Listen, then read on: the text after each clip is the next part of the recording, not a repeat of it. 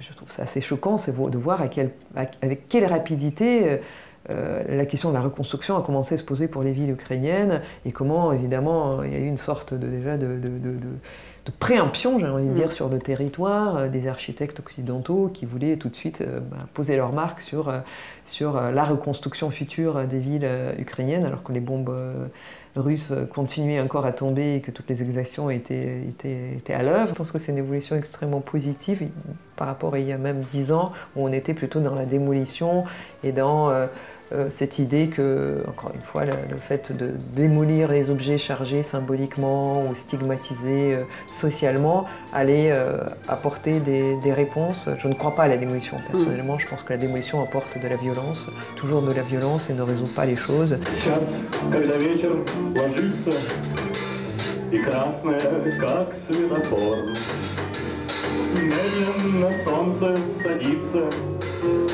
За пограничный забор, за триумфальную арку и за поклонный бугор. Сидели в Кремлевском парке старый шофер и лифтер.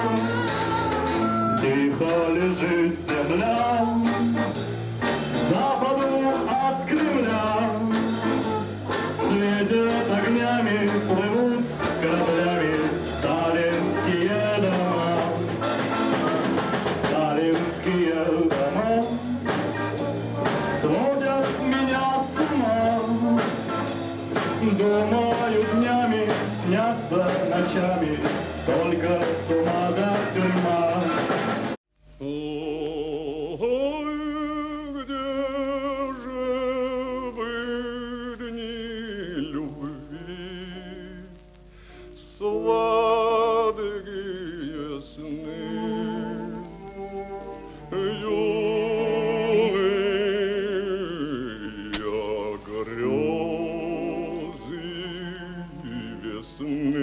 Elisabeth Dessaillant, bonjour, on est à la librairie du Globe, la librairie russe de Paris.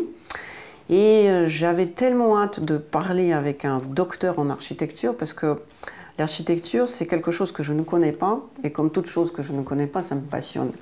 Et ma première question est un lancement. Est-ce que pensez-vous que l'architecture, c'est quelque chose qui peut donner presque une psychanalyse de la société dans laquelle on vit, de même titre que la littérature ou le cinéma?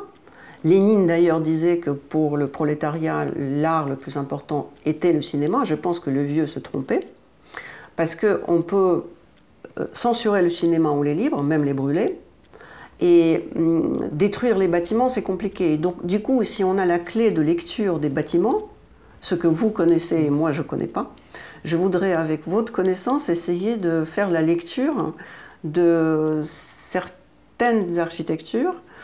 Et vous êtes spécialiste de l'architecture du prolétariat ou de national-bolchevisme. Vous avez écrit cet énorme livre qui est fascinant parce qu'il y a énormément de photos et de textes. Et c'est l'architecture du futur des soviétiques. Donc, est-ce que l'architecture, c'est la psychanalyse de l'ordre social de telle ou telle société? C'est une question assez complexe, mais je pense que, de fait, l'architecture, c'est un marqueur, comme d'autres marqueurs que vous avez évoqués, littérature, cinéma ou d'autres traces qui restent de la société. C'est évidemment une trace pérenne. Ce n'est pas pour rien qu'effectivement, souvent on se projette dans l'architecture pour marquer l'espace et pour durer. Dans le cas que vous évoquez de Lénine, peut-être justement cette citation que vous avez convoquée, est-ce qu'il se trompait? Je ne sais pas. Peut-être, c'est une appréciation a posteriori. Dans tous les cas, il est certain que le pouvoir bolchevique des années 20 ne se projetait pas dans l'architecture. Il se projetait plutôt dans des objets éphémères, dans des installations éphémères, avec toute la dimension communicationnelle qu'il y avait dans toutes ces installations, mais pas forcément dans le dur. Et peut-être aussi, là-dedans, il y a quand même aussi une forme de modernité certaine, de se projeter plutôt dans le mouvement, dans quelque chose qui change, plutôt que dans quelque chose qui va nous qui va nous surpasser. En revanche, la période peut-être qui est un peu au cœur de cet ouvrage, qui est la période stalinienne, même si évidemment l'ouvrage il brasse des périodes beaucoup plus larges, puisque je l'inscris dans un temps long, et je pense que c'est le seul moyen aussi de comprendre des projets, c'est de l'inscrire évidemment dans un temps long de la formation urbaine et architecturale. Si on se centre plutôt sur la période assez longue de la formation, de la période stalinienne, c'est-à-dire émergence au début des années 30 et qui va perdurer un peu au-delà de l'arrivée de Khrouchtchev au pouvoir, effectivement ici on peut dire que l'architecture va devenir ce marqueur très très fort, assumé et non pas fortuit, réellement marqueur fort de la manière dont la société se projette dans la pierre. C'est quelque chose qui n'est pas forcément spécifique à l'Union soviétique. Si on prend les projets de François Mitterrand des années 80, on va aussi réactiver exactement le même type de marquage d'une société via le dur, via le pérenne. Est-ce que puisque vous êtes spécialiste de l'architecture stalinienne, aujourd'hui on vit une période assez spécifique de ce monde russe qui s'impose et qui déclare la guerre à l'Europe. Est-ce que les Russes ont raté la perestroïka, qui veut dire la reconstruction, c'est comme la reconstruction de la ville de Moscou. Est-ce qu'on a raté la perestroïka parce qu'on a continué de vivre dans des bâtiments staliniens? Je ne sais pas s'il faut vraiment le mettre dans ce sens-là et pourquoi on a raté la perestroïka. C'est toujours difficile pour moi, en tant qu'architecte, et pas seulement docteur en architecture, de faire porter à l'architecture, quelque part, tous les maux de la société. On a un peu la tendance à la colorer de la réussite ou de l'échec de différents événements sociétaux. On a continué à vivre de fait dans une ville héritée, je ne vois pas comment on aurait pu faire autrement, dans une ville héritée qui n'était pas seulement une ville de la période stalinienne, mais qui était aussi la ville construite sous Khrouchtchev ou sous Brejnev, et qui n'était plus du tout d'ailleurs cette ville dense, compacte, centralisée, mais une ville beaucoup plus étendue. Je pense que la difficulté de la perestroïka, toute cette période-là, elle tient quand même beaucoup plus au changement de régime économique et foncier qu'à sa traduction immédiate architecturale. Et c'est pour ça que je pense que la question foncière, de régime foncier, même si peut-être ce n'est pas forcément ce qui vous intéresserait comme ça d'emblée en premier lieu, est totalement indissociable évidemment des conditions de la production de l'architecture. Pas de sol, pas d'architecture quelque part, pas de compréhension à qui appartient le sol et quels sont ses découpages, pas d'objet architectural. De fait, ce que vous soulignez sur le fait qu'on continue à vivre dans une ville formée en grande partie sous la période stalinienne, c'est quelque chose qu'on peut retrouver évidemment dans les villes françaises et surtout à Paris, avec la ville haussmannienne, qui est quand même était un urbanisme extrêmement violent également, qui a fortement restructuré la ville médiévale, hérité de la ville médiévale dans tous les cas dans sa structure. On assiste exactement à la même chose avec un siècle de retard dans l'urbanisme de la période stalinienne, c'est-à-dire qu'on va profondément quand même changer la morphologie héritée de la ville, quand bien même on va réactiver par exemple le plan radioconcentrique, qui est un plan hérité d'une formation médiévale. C'est une ville assez typique, Moscou, de formation radioconcentrique, comme Vienne, comme Paris, qui va se développer jusqu'au début du XVIIIe siècle par radial et anneau. Sous Staline, en 1935, on va justement réactiver ce schéma, mais non plus comme un héritage, en vue de conserver cette structure héritée de la ville, mais parce qu'on considérait que c'était un schéma performant de développement de la ville, notamment pour des questions de transport. Et c'est vrai que le fait qu'on va renforcer ce schéma-là, le compléter par ces grandes divisions urbaines, des grands quartals qui font de 9 à 15 hectares, ce qui est quand même une dimension absolument colossale. On peut imaginer, si on compare avec Paris, on peut mettre 4 à 5 HBM, c'est-à-dire habitat bon marché, qu'on voit encore aujourd'hui dans les périphéries parisiennes, à l'intérieur d'un seul quartal conçu à cette période. Donc il y a un découpage de territoire extrêmement violent qui va s'opérer et qui va aussi réduire beaucoup le nombre de mètres carrés de la voirie, par exemple. Et cet héritage-là est extrêmement difficile à faire bouger. Bien évidemment, même si on ne vit pas dans les bâtiments construit durant la période stalinienne, on vit dans une ville conçue durant la période stalinienne, avec ses découpages, avec ses problèmes engendrés de transport et autres.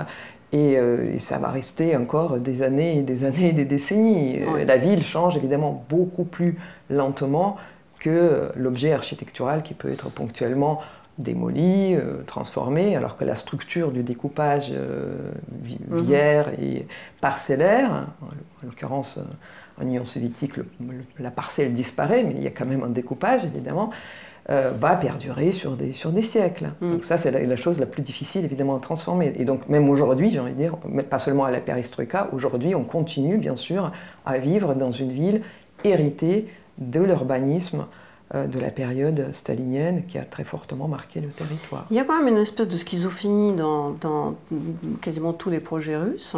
Peut-on dire que l'architecture, c'est un art qui adore le passé, où on parle le plus souvent du passé, on respecte le passé beaucoup plus que quelque chose de contemporain ou de futuriste, et en même temps, les soviétiques adoraient détruire et détruisaient avec une vitesse, c'était pas aussi lent que dans n'importe quelle autre ville européenne.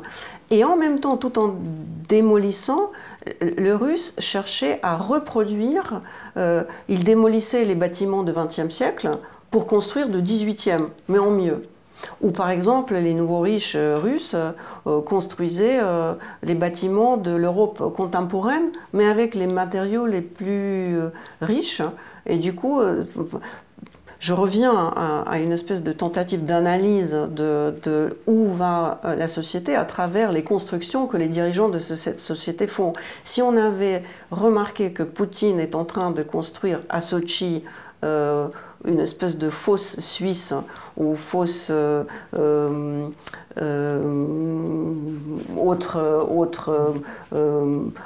Courchevel, qui ont suivi avec un appel à l'oligarchie, n'allez plus à Courchevel, venez dépenser votre argent à Sochi, on verrait bien avant la guerre et la déclaration de la guerre en Europe, qu'est-ce qu'il veut faire? Il veut créer le monde russe et se débarrasser de l'Europe, et il a commencé par l'architecture.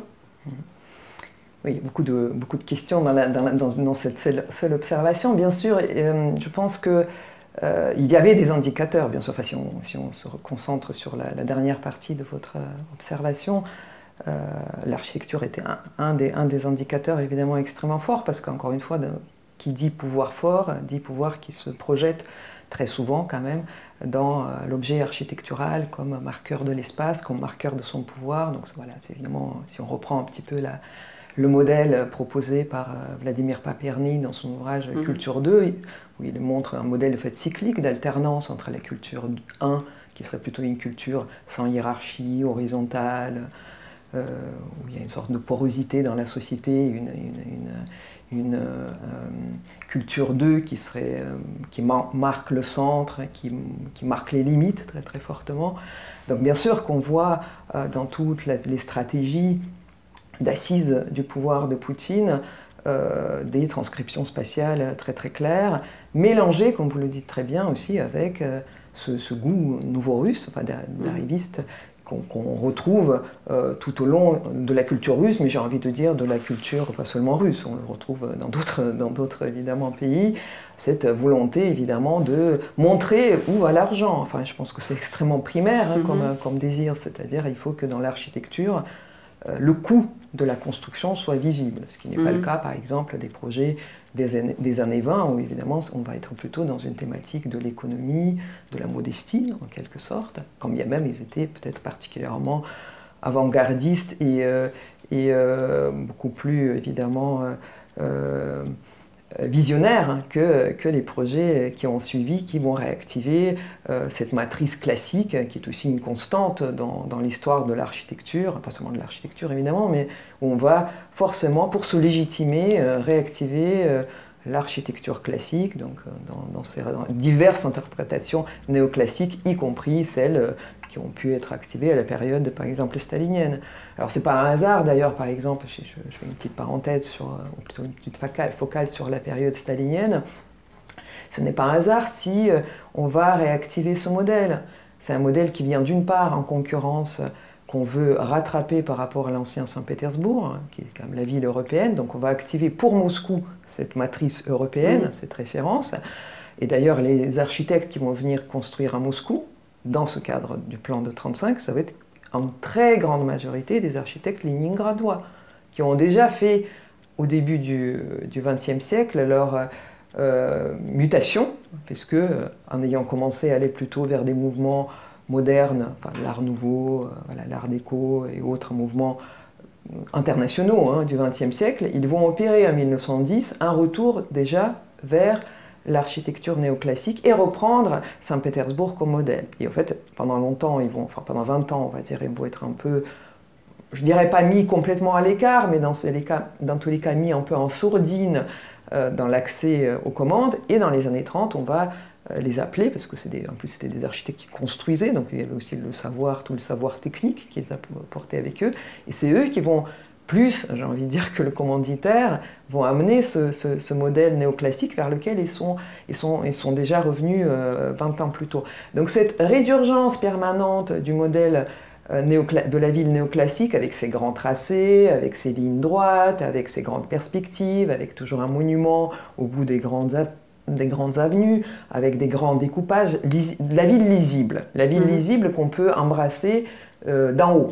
C'est pas pour rien d'ailleurs qu'on voit apparaître dans les années 20 par exemple, les modes de représentation vont être surtout des modes de représentation géométro, c'est-à-dire on va être plutôt élévation, plan, éventuellement des axonométries, c'est-à-dire on n'a pas de vue perspective, il n'y a pas de déformation au fait du dessin, et donc du coup on est dans un espace neutre, dans un espace abstrait, et dans les années 30 on va plutôt abonder sur des vues perspectives, vues d'en haut.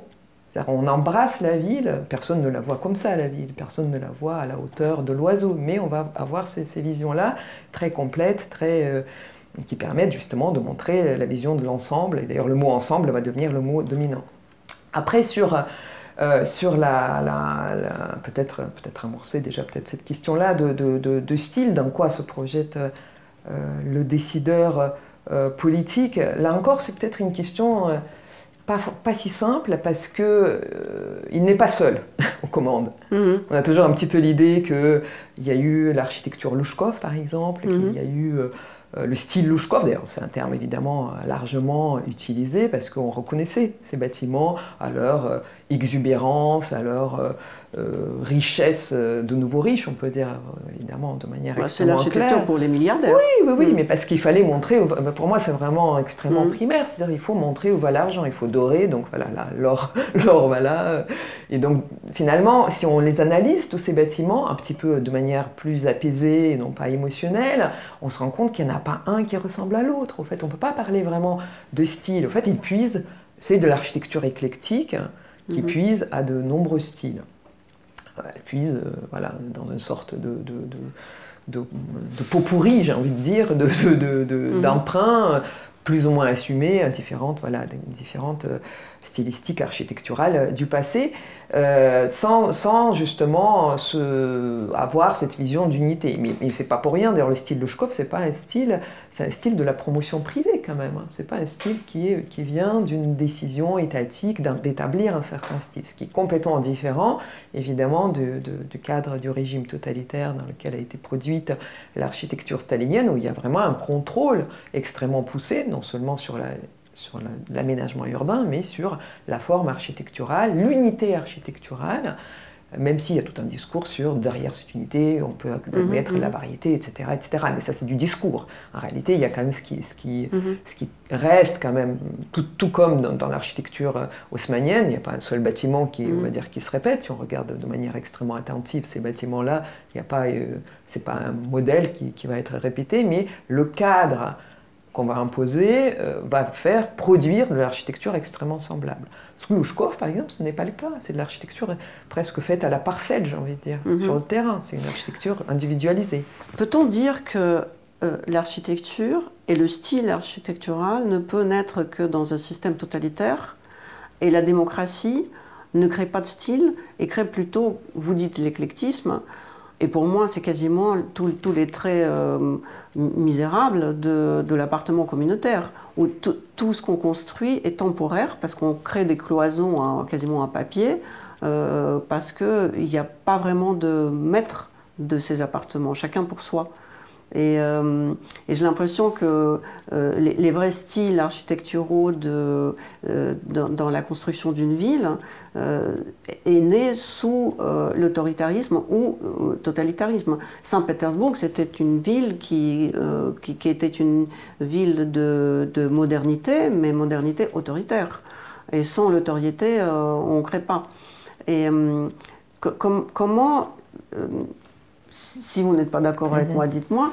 Et si vous êtes un tout petit peu d'accord avec moi, comment vous définiriez l'architecture contemporaine parisienne, par exemple, ou ce que veut faire Madame Hidalgo, démocrate comme elle est, avec la ville de Paris, si on compare sa démocratie avec celle de Louchkov. Parce que je pense que c'est comparable, parce que c'est un peu le massacre de la ville. Alors, tout d'abord, peut-être sur la question du style, hein, je pense que je reviendrai un peu peut-être à la manière dont l'aborde Ginsburg, dans son livre « Style et l'époque », où il montre très bien, je pense, à l'aide de divers exemples historiques, que le style, c'est quelque chose qu'on ne peut percevoir qu'a posteriori. Donc, décider d'un style, je pense que c'est quelque chose de totalement illusoire. Et d'ailleurs, on le voit même sur l'exemple que je viens de convoquer, l'exemple stalinien. En réalité, cette émergence de ce style que nous, on reconnaît aujourd'hui comme quelque chose d'extrêmement unitaire, extrêmement identifiable, en réalité, c'était quelque chose d'assez flou dès lors qu'on suit leurs discussions. Même le commanditaire, le décideur politique ne savait pas ce qu'il voulait. Il savait ce qu'il ne voulait pas, mais il ne savait pas vraiment ce qu'il voulait, ce qui n'est pas la même chose. Donc j'ai envie de dire que le style, on ne peut pas parler d'emblée d'un style. Et là où peut-être je n'aurais pas forcément le même prisme d'analyse que vous déployez, je pense qu'il y a aussi un style de toutes les époques qu'on a traversées dans la démocratie. Il y a un style des années 60, des 70, 80, 90, c'est extrêmement identifiable a posteriori. Moi, je suis tout à fait capable de voir de quelle période sont les bâtiments, parce qu'évidemment, ça s'inscrit dans les matériaux utilisés, dans l'expression esthétique des façades, dans les modes d'organisation spatiale, et évidemment les idées circulent, et même s'il n'y a pas une volonté d'imposer un style, malgré tout, évidemment, les idées circulent dans une société, elle n'est pas cloisonnée, elle circule quelle que soit la société. Donc je pense qu'il y a toujours un style de chaque époque. En revanche, là où je vous rejoins pleinement, c'est qu'effectivement, dans les contextes de régimes autocratiques ou totalitaires, évidemment, on a le contrôle sur la fabrication urbaine et architecturale. C'est là où il y a une réelle distinction. C'est-à-dire que si on a le contrôle sur le sol nous appartient, ce qui était le cas, évidemment, durant les 70 ans du régime soviétique, ce qui est quand même quelque chose de tout à fait exceptionnel dans l'histoire urbaine, quelque chose qui est totalement rêvé par les architectes et les urbanistes. Leur grand rêve, c'est d'avoir le sol qui appartient, évidemment, qui sont nationalisés, parce qu'évidemment, on pourrait tartiner à l'infini leurs projets. C'était pour ça d'ailleurs que Le Corbusier était allé proposer aussi ses projets à l'Union soviétique sans être du tout bolchevique, quoique certains n'ont pas marché, mais il y avait quand même de l'écoute. Enfin, je pense qu'il il y croyait, il y avait quand même, tout au moins dans les années 20, une très très forte écoute de Le Corbusier. Dans les années 30, après ça change, bien sûr. Mais disons que, encore une fois, j'ai peut-être trop tendance à revenir sur les questions économiques, mais évidemment, l'architecture, ça coûte très cher. La fabrication de la ville, ça coûte très cher. Même si on compare avec le cinéma, l'argent, ça n'existe pas. Voilà, ça n'existe pas. Ça existe, si, ça peut exister dans le champ de ce qu'on appelle l'architecture de papier, dans le champ évidemment théorique, qui est aussi évidemment un champ extrêmement vaste et riche et qu'on réactive de manière continue. Mais dans tous les cas, si on veut voir réaliser une œuvre architecturale, ça coûte de l'argent. Et quel que soit le régime, l'argent compte. J'ai envie de dire que même durant la période stalinienne, c'est des questions qu'on prenait très très au sérieux, et beaucoup de choses ont été aussi décidées pour des raisons économiques, quand bien même, évidemment, quand on regarde les projets, ça semble totalement absurde. je sais pas, si on prend l'exemple du métro, pourquoi avoir mis autant d'argent dans tout ce métro souterrain au même moment qu'on n'avait pas d'appartement, par exemple, qu'on était dans une pénurie absolument terrible de logements. Donc, en revanche, effectivement, le fait que le décideur politique, dans un régime autoritaire, ou autocratique ou totalitaire, ait la main sur toute la fabrique, on va dire, toute la chaîne de fabrication, évidemment, lui assure une finalisation, je veux dire, du projet qu'on a peine à atteindre dans d'autres régimes. Haussmann, également, voilà, on peut dire qu'il y avait un peu ce contexte-là, mais quand bien même, il n'avait pas la liberté du sol. Il a dû faire avec la propriété privée, et c'est pour ça que d'ailleurs tous les tracés haussmanniens passent par les cœurs d'îlots, parce que c'est là où c'était moins cher d'exproprier, et moins cher de détruire, parce que ça permettait effectivement de racheter les terrains et ensuite d'obtenir une très grande plus-value, puisque tout l'urbanisme haussmannien est basé sur l'obtention de la plus-value suite aux opérations d'urbanisation. Là, dans le cadre d'urbanisme stalinien, par exemple, cette question ne se pose pas, parce que finalement, enfin, ne se pose pas. Elle est évidente après. À la perestroïka, tous les territoires urbanisés à la période stalinienne ont immédiatement pris une énorme valeur. Immédiatement. Il y avait la carte des prix des logements, par exemple, et non pas du sol, parce que le sol a mis un certain temps à être privatisé à Moscou. Jusqu'en 2007, ce n'était pas privatisé. Bah, on voit très bien qu'il y a eu une vraie explosion et une superposition de la carte des opérations staliniennes et du prix du mètre carré. Donc ça veut bien dire que ça avait une valeur marchande, même si cette valeur marchande était niée. Donc il me semble que c'est extrêmement important en fait d'avoir ce paramètre économique, parce que sans cette dimension économique et de la maîtrise du sol, rien ne se fait tout simplement. Et c'est vrai que sous Louchkov, la maîtrise du sol, elle est celle de la promotion privée, c'est-à-dire c'est qui arrive à se récupérer la meilleure part du gâteau avant que la propriété privée soit actée. On a mis quand même un moratoire de 17 ans, si je ne me trompe pas, entre la fin du régime soviétique et l'autorisation à pouvoir privatiser le sol. Et durant cette période-là, il y avait quand même une spéculation immobilière et foncière absolument incroyable, dans laquelle la municipalité, évidemment, a joué un rôle très très important. C'est pas pour rien qu'il y avait ce moratoire non plus. Donc effectivement, la traduction de ce qui est sorti, ces champignons qui sont sortis de terre très très vite à l'époque de Louchkov, c'est aussi des champignons qui sont de la traduction de la spéculation foncière. C'est pas que l'objet architectural. L'objet architectural, on va dire, c'est la manière dont ils ont été habillés, dont cette spéculation a été habillée, mais ce sont des objets individuels qui effectivement font fi finalement de l'aménagement d'ensemble et qui vont plutôt exprimer l'individualité, et donc dans ce sens, effectivement, vous le disiez très très justement, un reflet aussi de la société qui est celle de l'individu qui va soudain prendre de l'importance. Oui. Comme il y a même certains individus, évidemment pas celui qui n'a pas les moyens de se payer cette visibilité. Peut-être juste que cette société de Louchkov est devenue une société marchande, hein, et du coup, pour un marchand, sa cible, c'est un individu. Parce que la ville est construite, si je comprends bien, autour de 4 piliers sociaux. C'est des prêtres, donc l'idéologie, pour eux, il faut construire des temples. Peut-être que Staline se prenait pour Dieu, parce qu'il faisait que des temples, d'un côté. Après, il y a le pouvoir, qui dans le chaos, cherche une espèce de structuration, peut-être comme Haussmann, pour mettre de l'ordre. Après, il y a le pouvoir, qui crée aussi une espèce de système. Et après, il y a... Chez les bolcheviks, on disait la ville de prolétariat. Aujourd'hui, le prolétariat n'existe plus. On dit classe créative. Et en fait, cette classe créative, c'est des coiffeurs. Enfin, voilà, parce qu'il n'y a plus de vraie main-d'œuvre à l'intérieur des villes. Et si on parle de la ville prolétarienne, c'est une ville qui crée des utopies, des villes de futur. Le prolétariat vit dans le futur. Et en plus de ça, la Russie, c'est un pays où le grand territoire est inhabitable, donc les gens inventent des utopies. Et d'ailleurs, ces villes utopiques soviétiques sont des villes qui ne se sont jamais réalisées. Ils étaient quasiment toujours que sur papier. Or, arrive Louchkov qui, tout d'un coup, crée quelque chose de concret. Mais pourquoi diable il fait que des reconstructions des choses qui existaient. Il a commencé par reconstruire à l'identique cette grande église, par ailleurs très moche, avec des matériaux qui sont pires que l'original, au lieu de faire quelque chose de nouveau. D'ailleurs, ça nous relance aux discussions autour de Notre-Dame.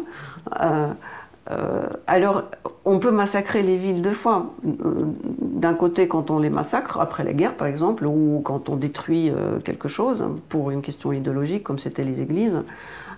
Et la deuxième fois, quand on refait à l'identique. Louchkov a refait à l'identique. Avant de créer ces mochetés qui coûtaient beaucoup d'argent. Qu'est-ce que c'est chez les Russes? Alors, je ne sais pas si c'est chez les Russes, encore une fois. Est-ce que c'est un trait spécifique de la société russe? Peut-être je limiterai un petit peu cette restriction à la société russe. Enfin, peut-être tout d'abord revenir sur ce mode opératoire qui est de dire on va réactiver un certain nombre de symboles. Vous avez tout à fait raison, évidemment, il y a le pouvoir, effectivement, le pouvoir religieux, le temple, les lieux d'habitation du peuple, enfin, si on peut encore utiliser le mot de peuple. Il y a aussi quand même la société de loisirs qu'il ne faut pas oublier, parce que ça c'était quand même une matrice. Mais ça c'est plutôt les commerçants, le loisir, les foires, c'est plutôt les commerçants. C'était quand même très, très important, notamment dans la société aussi soviétique. Vous avez raison. On va, les 3 et 8, puis les 3 et 8, effectivement, ont été aussi quelque part motivés par ça, c'est-à-dire la journée de travail, la journée de sommeil et la journée de loisirs. Donc, surtout quand il n'y a pas d'à bouffer, il faut... Voilà, il faut les loisirs, les parcs de culture qui vont être créés, donc c'était quand même une dimension extrêmement importante durant toute la période soviétique, évidemment pas spécifique à la période soviétique ni au régime soviétique, mais dans tous les cas on a emprunté cet élément-là pour le développer. Sur la question de cette réactivation des objets du passé dans des matériaux réactualisés nouveaux, il y a deux choses en fait, qui se télescopent, je pense, dedans. C'est d'une part le fait qu'évidemment, avec la fin du régime soviétique, cette espèce de focalisation, de cette renaissance de l'orthodoxie et la nécessité pour le pouvoir de remettre ces verticales des églises qui ont été rasées durant les périodes précédentes, qui d'ailleurs n'ont jamais été rasées complètement. On rasait plutôt les signes visibles des églises. On les réutilisait pour des appartements, pour des musées, on les réutilisait. On était quand même aussi dans un souci économique de réutilisation constante. Mais le fait qu'effectivement, on est dans cette première phase, au fait, on va effectivement beaucoup construire d'églises ou reconstruire des églises, entre guillemets à l'identique, mais en même temps sans souci patrimonial tel qu'il a pu être développé, stratifié depuis quand même un siècle, que ce soit à travers les différentes législations qui ont pu prendre place au niveau européen puis mondial. C'est vrai qu'en Russie, déjà en Russie soviétique, mais encore plus dans la Russie post-soviétique, le rapport au matériel serait plutôt rapproché pour moi à la vision asiatique, sans vouloir forcément réactiver un peu la thématique, la Russie asiatique ou la Moscou asiatique contre la Saint-Pétersbourg européenne, mais c'est-à-dire que dans un monde asiatique, ce qui compte, c'est le contenu. C'est pas le contenant, c'est-à-dire c'est l'esprit qui est à l'intérieur du lieu, c'est pas les matériaux dans lesquels on va bâtir l'enveloppe, on va dire, de l'esprit, pour le dire d'une manière un petit peu caricaturale peut-être. Il y a un petit peu de ça dans l'approche russe, c'est-à-dire qu'au fond, on a cette forme d'illusion, c'est-à-dire qu'on va faire renaître des cendres ce qu'on a soi-même détruit. Peu importe si on va le reconstruire dans un matériau autre, en l'occurrence pour le temple du Christ Sauveur, en béton, et donc évidemment c'est absolument pas le matériau d'origine de ce bâtiment. c'est l'image globale, elle est proche, hein, donc un petit peu dans leur esprit de ce modèle de référence, donc c'est satisfaisant. Donc il n'y a pas du tout cette culture, paradoxalement, qui s'est stratifiée à travers des discours, à travers des échanges, sur comment on conserve le patrimoine, sur la valeur de la pierre, des vieilles pierres, la valeur des vieilles pierres, la valeur des strates, c'est-à-dire tout ce qui s'est évidemment beaucoup discuté en Italie, et pour cause, hein, parce qu'ils ont quand même un sol particulièrement épais de traces du passé, peut-être beaucoup plus que d'autres villes, qui fait que la valeur de cette épaisseur du sol, avec toutes ces stratifications différentes, fait qu'on va valoriser ça, on va valoriser ce temps long, quand bien même les objets sont peut-être plus utiles, c'est beaucoup plus facile de démolir et de reconstruire que de prendre en compte un objet qui est déjà là, qui est mal en point, qu'il faut restaurer, où il faut se poser des questions de la manière, quel serait l'état ou les états de référence de restauration, enfin tout ce qui fait le commun du discours de la politique patrimoniale telle qu'elle a pu être notamment définie par la Charte de Venise de 1962.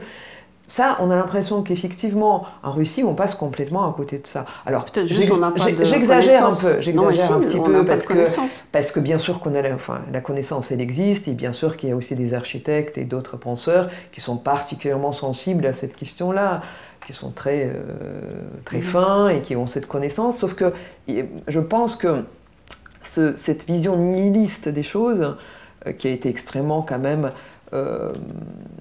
répandue durant toute la période soviétique, il y avait quand même une vision de la destruction qui était d'ailleurs amenée pas seulement par le pouvoir politique, mais aussi par certains artistes. Il suffit de lire Malevich, hein. Je veux dire qu'Anthony Malevich, c'est parfois totalement effrayant sur sa vision de la destruction des musées. Enfin, il y a quand même cette tendance destructrice qui va traverser le début déjà des années 20. Évidemment, on le retrouve aussi très fortement chez les futuristes, hein.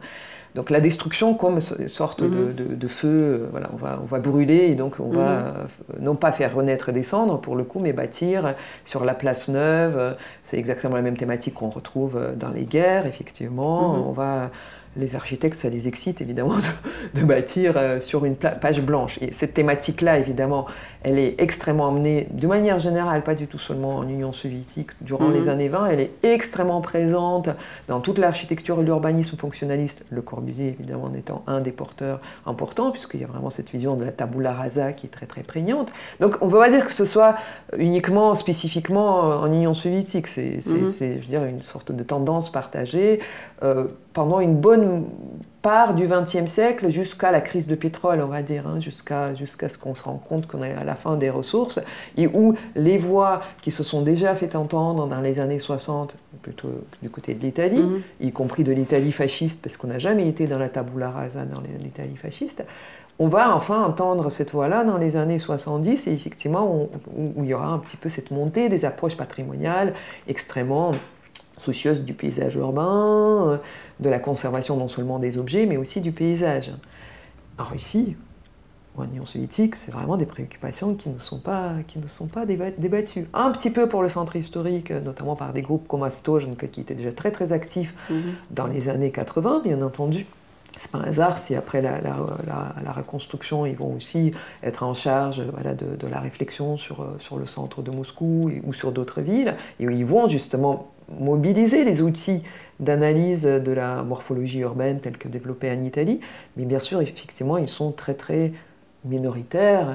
C'est pas comme ça qu'on aborde la ville. Voilà. Je voudrais un tout petit peu à propos d'Astojenko, parce que est-ce que c'est ce projet-là qui était, quand ils ont pris des vieilles cartes, et ils ont dit, vous faites ce que vous voulez, mais dans les schémas de la vieille ville, comme elle était construite, donc il fallait faire... Il n'y avait aucune logique dans cette carte, mais il fallait garder comme les rails. Tu dépasses pas les rails. Et ma question, est-ce que tout ce qui est neuf est condamné à être moche, et quand quelque chose se construit pendant des siècles, quelque chose qui même n'a aucun système, mais qui était construit pendant 3 siècles, est automatiquement beau? Alors sur la notion de beau et moche, c'est toujours très très personnel et très forcément... on voyage toujours dans la vieille Europe, on ne voyage pas dans les nouvelles villes de l'Union soviétique qui sont légion. Après, peut-être que c'est une déformation d'architecte. Beaucoup d'architectes aiment beaucoup ce que d'autres considèrent comme étant moche, si on emploie ce langage. En revanche, je pense que, enfin, si on sort un petit peu des appréciations un peu immédiates, et que je comprends très bien, parce qu'effectivement, même en tant qu'architecte, on est tous confrontés au décalage entre nous, notre regard, qui est un regard amoureux peut-être des villes et des architectures, quelle que soit leur forme et quelle que soit leur réception, et le regard du profane. C'est un côté un peu pédant de dire ça, mais de quelqu'un qui, on va dire, n'a pas forcément cette culture-là, et qui finalement ne se reconnaît pas du tout dans ce que nous on apprécie. Donc voilà, je veux dire, j'ai forcément une formation d'architecte et une appétence pour des choses qui peuvent être aussi considérées par d'autres moches, voilà, un petit peu évidemment dans la vision venturienne, où finalement c'est notre regard qui reconnaît la beauté aux choses et non pas les choses qui existent, qui sont belles d'une manière décidée. On peut en débattre. Mais sur l'approche de Hasto, donc, évidemment l'approche de Hasto, donc, elle est extrêmement proche de l'approche italienne. Je ne sais pas, je ne suis pas sûre d'ailleurs qu'il ait une fine connaissance, j'en ai discuté notamment avec Sco, il ne semble pas d'avoir beaucoup mobilisé finalement les outils et le regard de l'école italienne, qui était extrêmement présente, notamment à travers la figure de Saverio Muratori, qui a fait cette analyse extrêmement fine de Rome et de Venise à travers les cartes. C'est pas pour rien que vous évoquiez les questions de la cartographie, où vraiment le travail c'est de remonter les états passés en essayant de regarder les anciens tracés du découpage parcellaire, du découpage viaire, et essayer de comprendre comment effectivement la ville s'est construite dans ces épaisseurs-là, et qu'est-ce que dans ces épaisseurs-là on peut remobiliser, réactiver, et comment on peut inscrire le nouveau à l'intérieur de ces trames-là. Le travail d'Hasto est extrêmement proche au fait, de cette approche-là, de cette approche européenne, j'ai envie de dire, de la ville, de cette approche de la reconnaissance, de la permanence, puisque dans l'analyse typomorphologique, c'est le mot permanence qui est l'hypothèse un peu la plus forte. Les objets changent, enfin la ville change, l'architecture change, mais les tracés restent. Les tracés perdurent. Et savoir lire ces tracés, qu'ils soient naturels, voilà, les hydrographiques par exemple, ou les tracés faits par l'homme, qu'ils soient entre guillemets naturels, les petits pas ou les grands tracés des grandes avenues, c'est une manière de s'inscrire dans ce temps long avec quels que soient les objets qu'on va produire. Et je pense qu'effectivement, très, très probablement vous avez raison en disant que la ville russe a tendance à être dans une tabula rasa permanente. Parce que finalement ce patrimoine qui soit des années 20 ou que ce soit le patrimoine des années 30, on peut apprécier ou pas apprécier. Moi par exemple, évidemment, je suis peut-être plus proche de l'architecture de l'avant-garde, peut-être par ma culture, que des bâtiments construits durant les années 30 de cette ville stalinienne que personnellement m'est assez étrangère dans sa forme, dans cette exubérance, dans cette dimension démonstrative. Pour autant, je reconnais aussi beaucoup de qualités à la ville aussi. Toute ville a des qualités, au fait. Toute ville a ses qualités. Et évidemment, je suis personnellement, en tant qu'architecte, et peut-être plus qu'en tant qu'historien, proche de la démarche qui fait cohabiter ces différentes strates de passé, quel que soit leur patrimoine bâti, quelle que soit la valeur de patrimoine bâti. Et en ce sens, par exemple, je pourrais mobiliser peut-être un autre exemple assez intéressant sur la ville de Moscou, beaucoup plus périphérique, puisqu'il s'agit des petits étages qui tant décriés au point où on les a nommés les Khrushchev, par cet accolage entre Khrushchev et Trushev qui veut dire taudis, qui très très vite ont eu cette appellation extrêmement péjorative. Et en même temps, je ne peux m'empêcher de dire qu'en même temps, l'existence de ces bâtiments-là a permis à des millions de personnes d'être logées et de partir des appartements communautaires et d'acquérir enfin les appartements individuels. Bien sûr qu'ils étaient mal construits. J'y habité d'ailleurs. Mon habitat dans lequel j'ai habité du temps où j'étais à Moscou était justement une de ces Khrushchevka. J'en ai des souvenirs extrêmement heureux en réalité du tissu dans lequel c'était, dans la liberté de circulation autour. Évidemment, ça n'existe plus dans cette forme-là, mais j'ai aussi des souvenirs heureux de cette forme d'urbanisation qui a permis de fait à une grande majorité quand même de la population de pouvoir se loger. Alors le paradoxe de la reconstruction et de cette approche on va tout raser puisque c'est mal construit, on rase, ben, on voit très bien qu'il y a eu quand même des projets extrêmement fins, extrêmement intelligents de la réhabilitation de ces petits étages, en les surélevant, en changeant, juste en les isolant, à la fois de manière acoustique, parce que vous avez tout à fait raison de rappeler que c'était des passoires à la fois thermiques et des passoires acoustiques, mais c'est du bâti malgré tout, et c'est des gens qui ont habité là-dedans, qui ont une mémoire de ces lieux. Et il ne faut pas oublier la mémoire des lieux. On est inscrit dans un espace, on est inscrit dans un temps et dans un espace, et le fait de détruire, quelle que soit la qualité du bâti qu'on détruit, ben on détruit la mémoire avec. Et c'est quelque chose évidemment qui a été extrêmement présent aussi en France. On a beaucoup détruit les grands ensembles, parce qu'il y a eu la même thématique de cette idée un petit peu on démolit, on dynamite, ça renouvelle, ça régénère, ça donne surtout du travail aux architectes. Il ne faut pas se voiler la face, ça donne surtout évidemment du travail, et quand le bâtiment va, tout va, hein, comme on dit. Mais aujourd'hui, par exemple, Lacaton et Vassal, qui ont été quand même les prix Pritzker cette année, c'est quand même pas un hasard que les deux architectes français vont avoir le prix Pritzker, et non pas Jean Nouvel, mais des architectes qui interviennent justement sur du bâti ancien, qui interviennent dans de micro-interventions extrêmement modestes, qui interviennent et qui défendent l'idée de la conservation du bâti, peut-être de mauvaise qualité, mais que par le biais d'épaississement, de réhabilitation, on va pouvoir redonner vie à ça sans détruire la mémoire qui est inscrite dans ces lieux. C'est par hasard qu'il y a aujourd'hui une adhésion à ces démarches-là, et que cette adhésion n'y est pas du tout en Russie. J'ai entendu une interview, alors je ne sais plus qui interrogeait Haas à ce propos-là, et Haas qui défendait de manière extrêmement forte à la démarche de Lacaton et Vassal, et face à lui, il avait un journaliste, je ne sais plus qui c'est, sincèrement, il faudrait que je retrouve cette interview, qui était totalement catastrophique, il ne comprenait pas du tout comment on pouvait oser proposer, réhabiliter ces petits étages qui ou d'autres bâtiments issus de cette urbanisation des grands ensembles, des périphéries moscovites ou autres, et n'arrivait pas du tout à voir quel intérêt on pouvait trouver dans la conservation. Et ce rapport à la mémoire, pour moi, c'est un vrai grand indicateur d'un pays qui va très mal, quand même.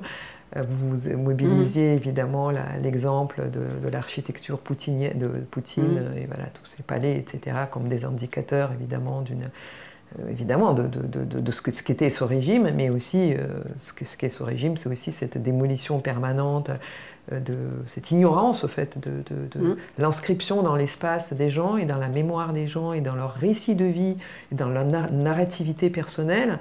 C'est une violence absolument inouïe de cette tendance à démolir en permanence et de reconstruire, quelles que soient les époques et quel que soit le regard esthétique personnel qu'on peut avoir et qu'on a le droit d'avoir. On a tout à fait le droit d'aimer ou de préférer l'architecture de la période stalinienne ou l'architecture des villes anciennes. C'est notre culture personnelle ou ressenti personnel.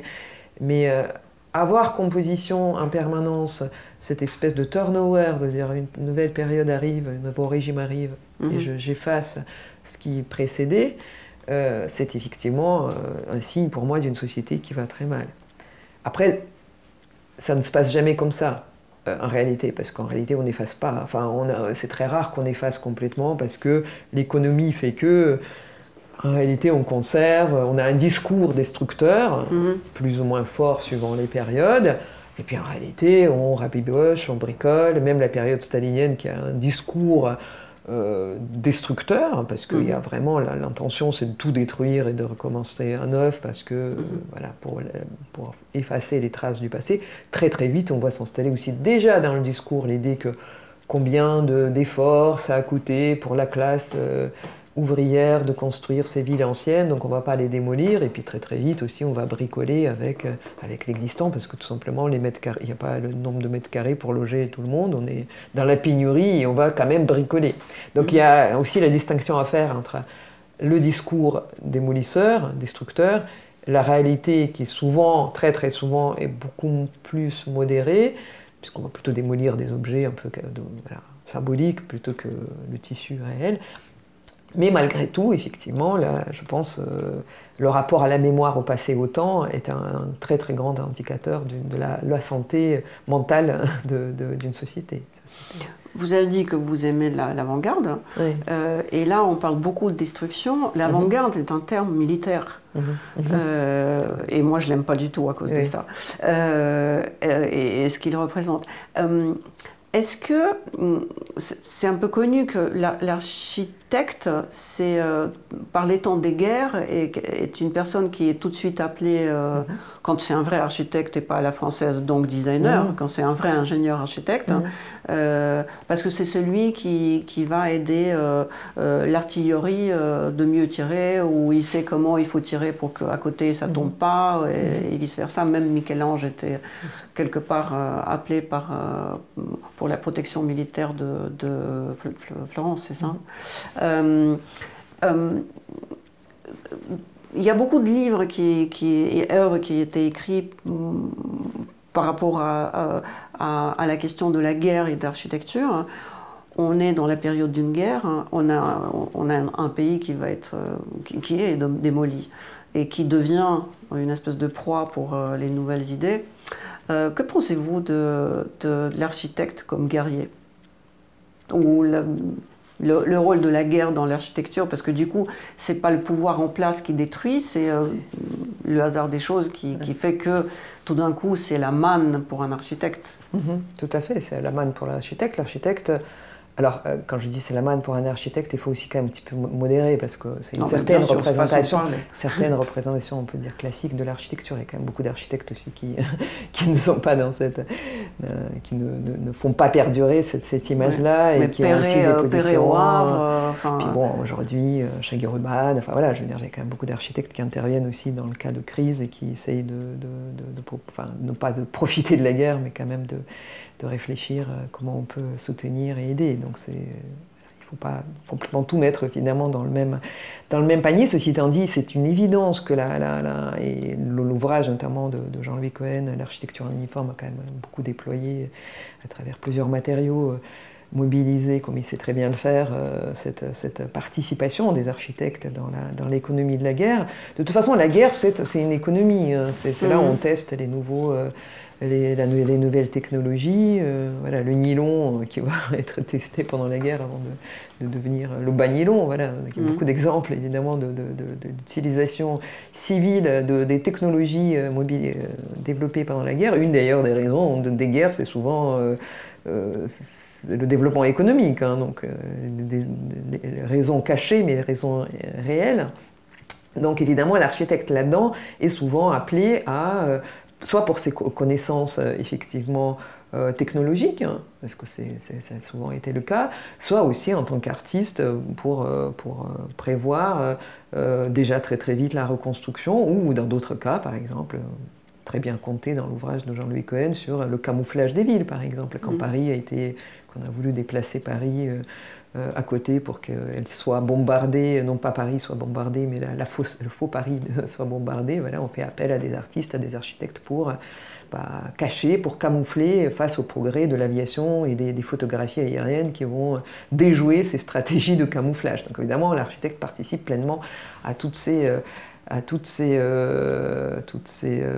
projets, puisque effectivement pendant le temps de la guerre, il est sans travail, il se retrouve aussi sans travail, donc la guerre lui apporte d'autres formes de travail, de manière évidemment assez cynique. La question de la reconstruction, évidemment, elle se pose très vite, et là aujourd'hui, moi ce qui est même assez terrifiant, c'est de voir, enfin personnellement, je trouve ça assez choquant, c'est de voir avec quelle rapidité la question de la reconstruction a commencé à se poser pour les villes ukrainiennes, et comment évidemment il y a eu une sorte de préemption, j'ai envie de dire, sur le territoire des architectes occidentaux qui voulaient tout de suite poser leur marque sur la reconstruction future des villes ukrainiennes, alors que les bombes russes continuaient encore à tomber et que toutes les exactions étaient à l'œuvre, elles le sont encore aujourd'hui. Pour Kharkiv déjà, donc la position de Foster qui a déjà prévu un plan pour la ville sans du tout consulter les architectes ukrainiens, ce qui montre aussi une forme bien évidemment de cynisme d'une certaine partie d'architectes. Encore une fois, je ne veux pas mettre tout le monde dans le même panier, dans cette vision-là, au fond, qu'on peut aussi importer un modèle d'ailleurs, on va aider, hein, on est dans le plan Marshall un peu, hein, dans le plan Marshall. On va aider parce qu'on a le savoir, on a les connaissances, on va venir aider, et donc ça veut dire qu'on ne va pas écouter ceux qui sont quand même sur place et qui, ça nous ramène à la question précédente sur les questions des traces, des tracés de ces villes, de la compréhension de ces strates, hein, parce que même soit elles sont détruites en partie, mais sur quelle strate on va construire son master plan? Est-ce que c'est un master plan qu'on va faire comme si finalement on va effacer tout ce qui ne marchait pas et on va en profiter pour importer un autre modèle? Quelle est la légitimité de ces architectes-là d'agir ex nihilo et d'agir hors site sur des territoires dont ils n'ont pas forcément la connaissance. Moi, je trouve ça particulièrement choquant, hein, cette vision. Très très différente de la vision peut-être qui a primé pour le coup pour Moscou pour 2012. Lorsqu'il y a eu le lancement de la consultation pour le Grand Moscou, qui est un décalque parfait de la consultation pour le Grand Paris donc de 2007. D'ailleurs, l'équipe dirigeante, enfin l'équipe d'expertise était en grande partie composée d'experts du Grand Paris. Donc il y a un décalque non seulement dans le fait de lancer une consultation, mais dans la forme organisationnelle. Et quand on regarde la composition des équipes, il y avait systématiquement un Russe et un étranger qui étaient dans les équipes. Et quand même, ils ont fait tout ce travail-là. Je ne parle pas du cadre, pourquoi on va faire en 2012 un projet sur une Moscou étendue, multiplié deux fois et demi dans un territoire qui est clairement issu de la spéculation foncière dans l'attente d'une plus-value de ce territoire du sud-ouest, annexé donc en 2011 ou 2012, même 2012, au moment même où il y a la consultation du Grand Moscou, une annexation, donc on va faire un nouveau Moscou juste à côté de Moscou, donc ce qui est quand même d'une absurdité totale. Toujours est-il que cette consultation va quand même mobiliser réellement une analyse très très fine quand même du territoire, et où dans les équipes étrangères, notamment je pense à celle de Bernardo Secchi et Paola Vigano, deux Italiens, et c'est pas pour rien, où ils vont vraiment montrer comment Moscou s'est construite et quelles sont les qualités de la ville héritée, de l'héritage soviétique, notamment en montrant justement l'horizontalité de la ville, sa porosité, sa perméabilité, le fait qu'on peut la traverser de part en part, avant que les clôtures ne la redécoupent, et en montrant que c'est là-dessus qu'il faut se bâtir cette nouvelle ville, hein, gardant cette matrice-là, héritée de ce régime de nationalisation et qui est encore visible dans le territoire. Et bien paradoxalement, c'est ce projet qui n'a absolument pas été apprécié par le pouvoir, et pourtant c'était le projet qui était le plus certainement proche, le plus fin, le plus intelligent, à mon avis, dans tous les cas, dans la lecture de la manière dont la ville s'est construite dans le temps long. On assiste, on n'est plus évidemment sous le régime de Poutine, quand c'est pour le cas de l'Ukraine, parce que espérons que ce n'est pas les Russes qui vont reconstruire l'Ukraine, personne, je pense, ne laissera ça, espérons-le dans tous les cas.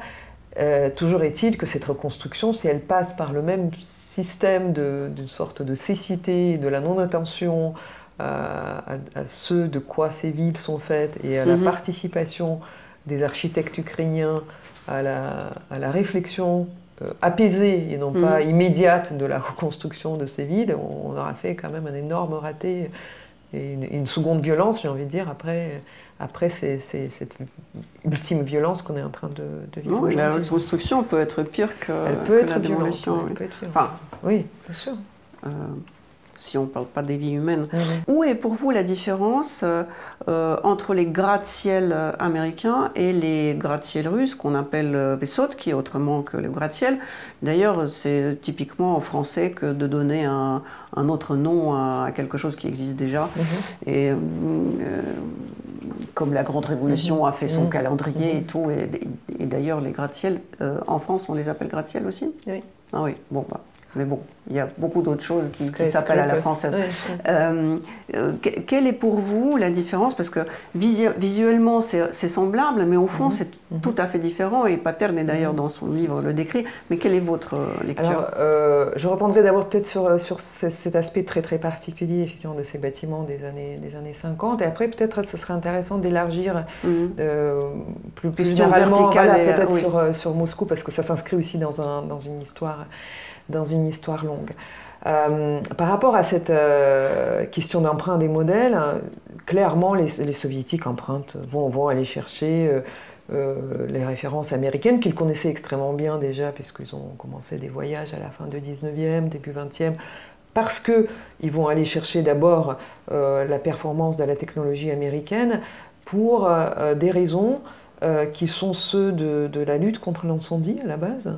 Dans les villes russes, c'était beaucoup bâti en bois quand même, dans très grande majorité, surtout quand la capitale s'est déplacée à Saint-Pétersbourg. Il y avait aussi une réserve quelque part de l'utilisation de la pierre pour la nouvelle capitale, ce qui fait que beaucoup de bâtiments à Moscou, je m'éloigne un petit peu peut-être du sujet, mais c'est important de le rappeler, beaucoup de bâtiments étaient construits en des matériaux composites, même s'ils ont une apparence de pierre, parce qu'on redessinait après les joints en façade, mais parce que effectivement toute la réserve de pierre allait plutôt vers Saint-Pétersbourg. Et donc effectivement il y avait des gros problèmes d'incendie.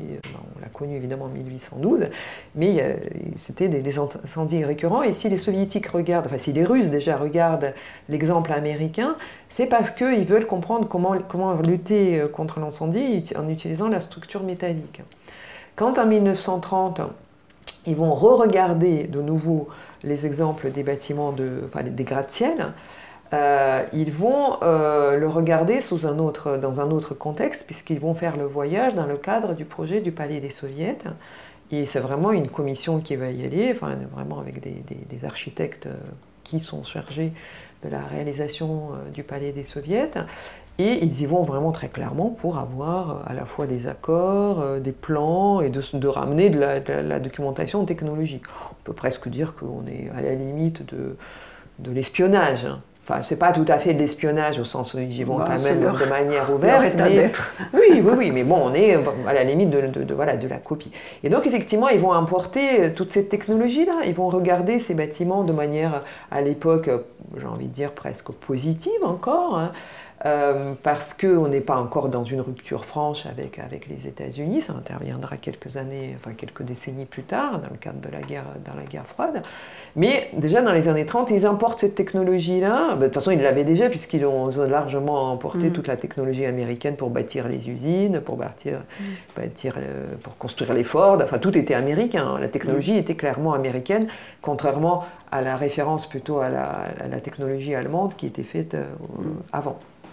Donc, en revanche, ils vont très très vite aussi développer une sorte de critique du gratte-ciel, critique qu'on ne retrouve pas seulement chez les soviétiques, qu'on retrouve aussi évidemment dans d'autres, même y compris chez Le Corbusier.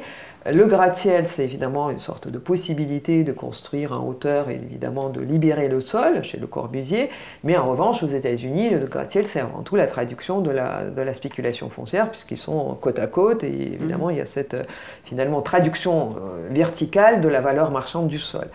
Les soviétiques vont reprendre en fait cet argumentaire qui n'est pas que le leur, qui n'est pas le leur d'ailleurs au départ, et vont d'emblée défendre le gratte-ciel comme dans les années 20, en empruntant Le Corbusier, très clairement son discours, comme un moyen de marquage évidemment de territoire par des bâtiments hauts, ou soit horizontaux, soit verticaux, dans une libre disposition de ces bâtiments dans l'espace, puisqu'on a la nationalisation du sol et il n'y a aucune raison de faire du périmétral, de faire des îlots. Dans les années 30, ce retour vers le vertical va se faire évidemment à travers ce bâtiment qui est censé devenir le bâtiment le plus haut du monde. Donc il faut quand même savoir comment le bâtit, ce bâtiment le plus haut du monde. On ne sait pas le faire très clairement. Donc on va le faire jusqu'à la fin pas la fin, mais le début des années 50. Et puisqu'on ne va pas le réaliser, vous savez, le palais des Soviets n'a jamais été réalisé, mais on va continuer à travailler quand même. Il y a un atelier du palais des Soviets qui perdure jusqu'à la fin de la période stalinienne. Et donc, à la fin des années 40, on va lancer ces projets des bâtiments de grande hauteur. Donc, ça y est, on change de terme. On va, comme vous avez dit tout à fait justement, on ne va pas plus utiliser le terme de gratte-ciel autrement, ni bascléope, autrement qu'entre guillemets, pour lui ôter quelque part la force du mal. Et ça, je prends un petit peu l'analyse que propose de Paperny, l'apparition de guillemets dans le vocabulaire soviétique, c'est aussi une manière d'isoler le mot de son contexte, parce qu'on a une sorte de foi dans les années 30, presque magique, comme il explique, dans la valeur, dans la force symbolique du mot. Donc on met Nibascléope entre guillemets, non pas de manière péjorative ou ironique, mais parce que quelque part, c'est le mot ennemi, donc on l'isole. Et donc on va trouver le terme de Vysotne zdania, c'est-à-dire bâtiment de grande élévation, de grande hauteur, qui deviendra effectivement, dans sa forme parlée, Vysot, pour des bâtiments qu'on décide de placer de manière tout à fait stratégique, et non pas du tout au hasard, pour souligner les voies circulaires, pour recréer en réalité le paysage perdu de la Russie ancienne. Il faut savoir que les villes russes historiques, la plupart des villes historiques russes, pas seulement Moscou, sont des villes très basses, jusqu'au début du XXe siècle. C'est des villes qui font 2, 3 étages au maximum. Encore une fois, on revient sur les matériaux, on ne pouvait pas tellement bâtir haut, qui sont très lâches, c'est-à-dire que les bâtiments ne se touchent pas, toujours pour des histoires d'incendie, pour de la propagation d'incendie, et où les sols verticales qui vont ponctuer la ville, et très nombreuses, sont celles des clochers des églises. Donc c'était une ville basse ponctuée des verticales. Donc ce paysage est extrêmement reconnaissable, évidemment très très présent dans les descriptions des visiteurs, des voyageurs, qui sont émerveillés par les coupoles dorées, etc. etc. Donc beaucoup de descriptions évidemment de la découverte des villes russes magiques, et puis après qui est très très vite démenti par l'état de la chaussée lamentable, ou des rues en bois. Voilà, il y a tout le temps ce contraste entre la féerie de ces grandes églises dorées et l'état technologique lamentable. Quand on va commencer à reconstruire, enfin déjà à partir des années 20, de la fin des années 20, lorsque cette ligue anti-dieu très très forte, très puissante, va conduire à décapiter les clochers des églises, les bulbes, etc. Pas les églises elles-mêmes, mais plutôt les églises aussi, mais on va dire plus les signes apparents que les objets eux-mêmes. Donc on va déjà raser ces verticales, on va élever ensuite le niveau moyen de la ville de Moscou de 2 étages à 7 étages, ce qui est quand même absolument incroyable comme saut d'échelle. Et donc, toutes ces verticales vont disparaître. On va être dans une ville extrêmement homogène, bâtie de bâtiments de 7, 8 étages, de temps en temps un petit peu plus haut, et plus aucun repère spatial visuel. Donc la motivation de la construction de ces bâtiments de grande hauteur, c'est d'abord recréer ce paysage de repères visuels. Et donc on va les bâtir dans des endroits stratégiques. Et autre élément qu'on va défendre par rapport à ces fameux gratte-ciel, Nibascléope entre guillemets, c'est le fait que ce n'est nullement chez nous une traduction de la spéculation foncière, mais que nos bâtiments sont librement disposés avec beaucoup d'espace autour pour pouvoir les admirer à la fois de loin et de près, et donc leur assise au fait, c'est-à-dire leur emprise au sol, ce qui n'est pas le cas pour les bâtiments américain, va être extrêmement large. Si on regarde par exemple l'université de Moscou, c'est une énorme pour faire le tour de l'université, je me souviens. C'est une énorme emprise. C'est un îlot. J'étais fatiguée, je ne pouvais plus marcher. Exactement. Donc on est dans un emprunt en fait d'une forme très très reconnaissable, évidemment des gratte-ciel américains comme Empire State Building par exemple, c'est-à-dire une forme en gradin, mais sans du tout la même emprise au sol. Ça d'une part. Et ensuite, effectivement, comme ça va être réalisé entre la fin des années 40 et le début des années 50, c'est évidemment on est en pleine lutte contre l'anticosmopolite, on est en pleine guerre froide, on va ressortir les symboles nationaux, et là, justement, après la guerre, d'ailleurs après les destructions de la guerre, le patrimoine religieux est valorisé, revalorisé. Évidemment, on en a détruit énormément. on parle de ces bâtiments, de ces gratte-ciels soviétiques qui ont remplacé en quelque sorte les clochettes des églises. Et du coup, j'ai une question un peu philosophique, ecclésiastique, dont je ne connais pas la réponse, et peut-être que vous pouvez me le dire. La ville est donc construite des prêtres, des travailleurs, du pouvoir et aussi des commerçants. Et les commerçants, c'est les foires, c'est une espèce de liberté de la ville, parce que la ville commerçante typique, c'était Venise avec les masques, parce que le commerçant lui-même, c'est un étranger, c'est quelque chose qui est autre, différent, qui vient d'ailleurs, et donc il n'est pas spécialement accepté par la société, mais tous ceux qui achètent aussi mettent les masques, parce que c'est quelque sorte d'être libre par rapport aux us et coutumes religieux, etc., etc. Et comme en Russie on a viré les églises, ne pensez-vous pas que dans des villes contemporaines actuelles, on est en train de virer le commerçant qui est devenu un peu comme l'ecclésiaste chez les bolcheviks, il faut l'exterminer. Je m'explique, la rue de Rivoli, qui était une rue commerçante et qui est conçue comme une rue commerçante, avec la démocratisation, avec cette nouvelle fuite en arrière, avec les vélos, bientôt les calèches, le commerce est disparu. Et ma question est un peu religieuse, parce que Christ, qui était normalement un homme paisible, le seul acte de violence qu'il a fait dans la Bible, c'était de virer les commerçants du temple, ce qui est d'ailleurs historiquement contestable. Et aujourd'hui, le nouveau ordre mondial, de nouveau, fait acte de cette espèce de, je ne dirais pas le mot pogrom, mais en tant que profane, je peux utiliser des mots un peu poussés. Les soviétiques aussi ont viré les commerçants, parce que j'ai vécu dans les villes soviétiques où il n'y avait pas de commerce, il n'y avait pas de magasin, quasiment pas. C'était une honte d'être commerçant. Ceux qui faisaient du commerce, c'était quasiment comme des prostituées intellectuelles. Et il y a cette tendance aujourd'hui, après la Covid, à cause de l'écologie, les commerçants sont... On a l'impression qu'ils vont bientôt mettre tous la clé sous la porte. Est-ce que c'est quelque chose qui, architecturalement, va changer les villes du monde entier? Je vais peut-être d'abord répondre sur la période soviétique, parce que je pense que c'est important justement de voir ce rapport aux marchands en général, à la ville marchande en général. Et il est évident qu'à l'époque soviétique, effectivement, c'est l'ennemi à abattre, hein, puisqu'on va passer de la ville marchande à la ville socialiste. Plusieurs fois souligné. D'ailleurs, ça va aussi toucher l'architecture des marchands, hein, l'architecture Art Nouveau par exemple, le moderne russe, ce qu'on appelle, puisqu'en russe le mot moderne s'applique à ce qu'on appelle, dirait en français, enfin, ce qu'on appellerait en français par le terme d'Art Nouveau.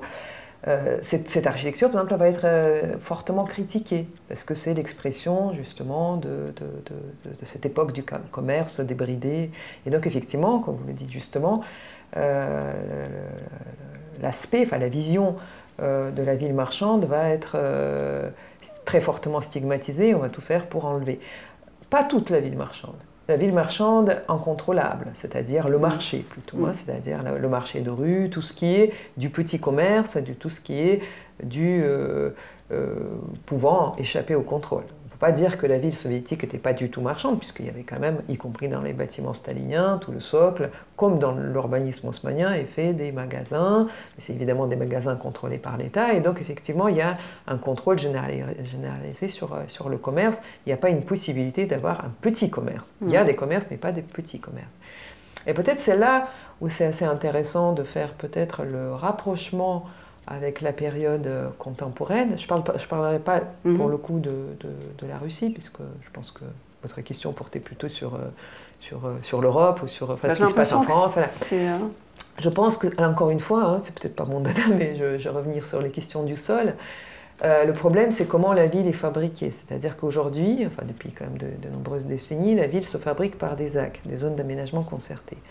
Les zones d'aménagement concerté, c'est souvent un découpage d'un très très grand socle, hein, qui ne permet pas des petits découpages. Un peu finalement comme à l'époque soviétique. C'est-à-dire qu'on a des grands découpages, impossibilité d'avoir des petits commerces, très très grande difficulté de louer au fait, enfin de donner en gestion ces grands découpages pour des commerçants dans des villes historiques comme Paris ou autres. Puisque en général, ceux qui vont venir dans ces commerces, vont venir ça va être des enseignes, des Zara, des H&M, etc. C'est pour ça qu'on voit dans la plupart des villes, c'est pas qu'il y a une disparition de l'aspect marchand des villes, c'est plutôt une homogénéisation d'une certaine forme de commerce, qui est un commerce d'enseignes, de grandes enseignes. Parce que les grandes enseignes ont besoin d'avoir des grandes surfaces. Et la manière dont la ville se fabrique aujourd'hui, je parle des nouveaux quartiers, je ne parle pas forcément des quartiers historiques, parce que dans les quartiers historiques, je ne pense pas que ce mouvement soit enclenché. Tout au moins à Paris, évidemment dans les villes moyennes et dans les petites villes, c'est le cas, ça, je suis tout à fait d'accord. Ce qui frappe quand même, il y a très peu de temps, il y a quelques semaines, j'étais à Anvers, et en sortant de la gare d'Anvers, toute la grande avenue qui part de la gare, ce ne sont que des grandes enseignes au rez-de-chaussée. Et ça crée un effet effectivement de vertige et de dégoût, finalement presque, de se retrouver dans une ville qui est éminemment différente évidemment de Paris ou d'autres villes, par son architecture, par ses tracés, et à la fois dans un effet de ressemblance, parce qu'effectivement on va retrouver les Uniqlo, les Zara et toutes ces enseignes qu'on a partout ailleurs, répétées sur toute la durée de ces avenues, encore une fois pour les raisons que j'invoque, qui sont ces grands découpages.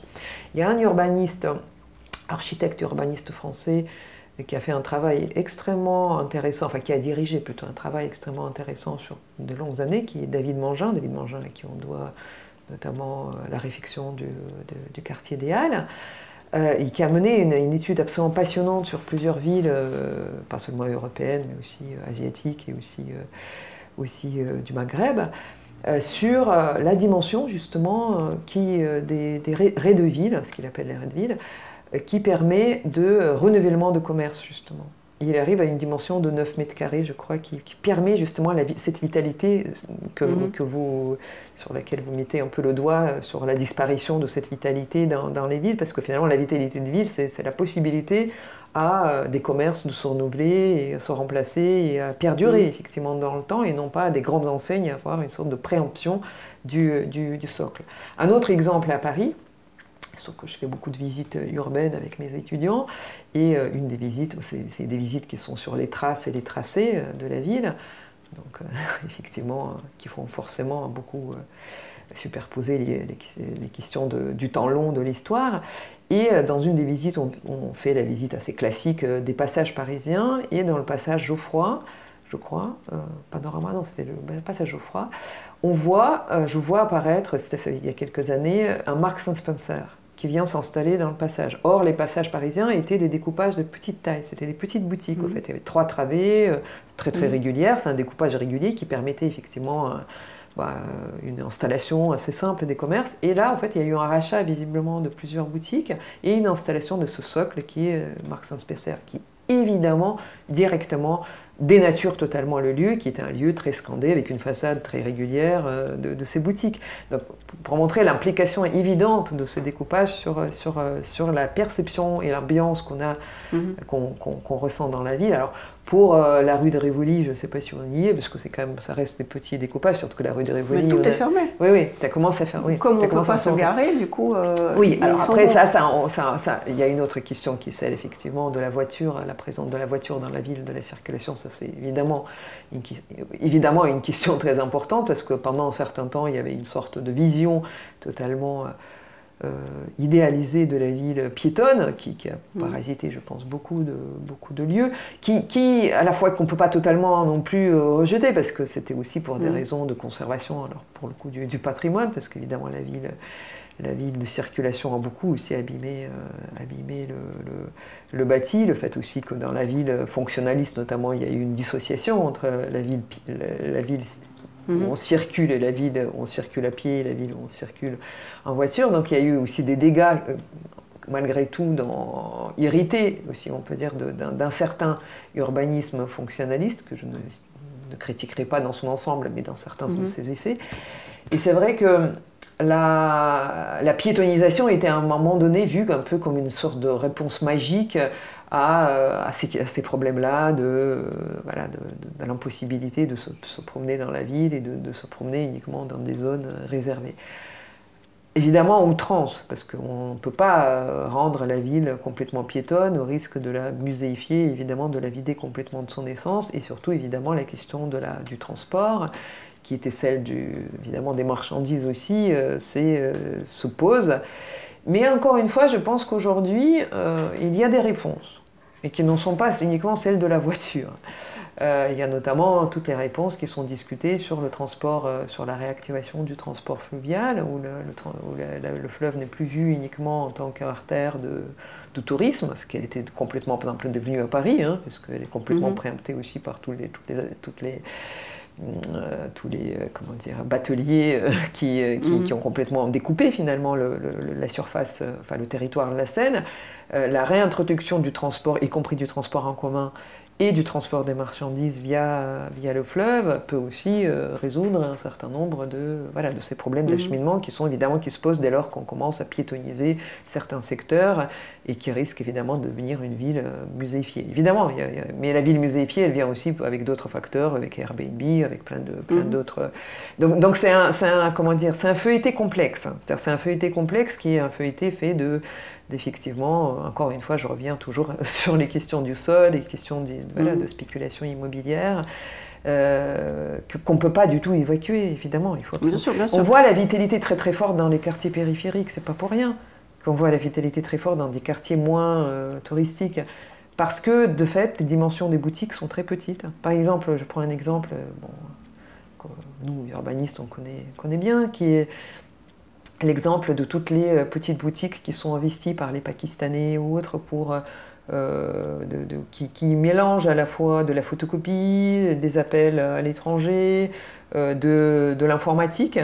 Et il y a un turnover extrêmement important, une vitalité extrême dans ces boutiques. Mais c'est des toutes petites boutiques. C'est des boutiques, encore une fois, qui font parfois 4 mètres carrés, 5 mètres carrés, et qui assurent la vitalité dans la ville et qui assurent des services qui ne sont plus assurés par d'autres services. Par exemple, c'est exactement dans ces boutiques qu'on va trouver les relais colis, parce que la poste ne fonctionne plus bien et qu'elle ne fait plus ce travail-là.